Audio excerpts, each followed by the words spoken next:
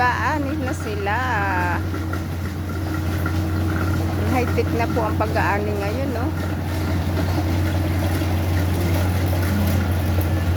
Yan na, ang pag-aani, hindi na tao ang nag-aani. Hindi makina na. Ang galing po. Kainita, nag-aani sila.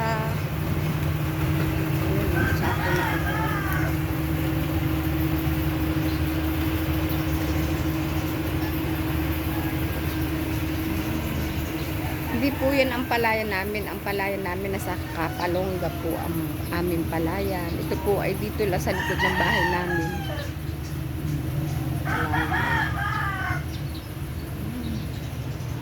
Lawak po ng palayan dito sa Camarines Norte.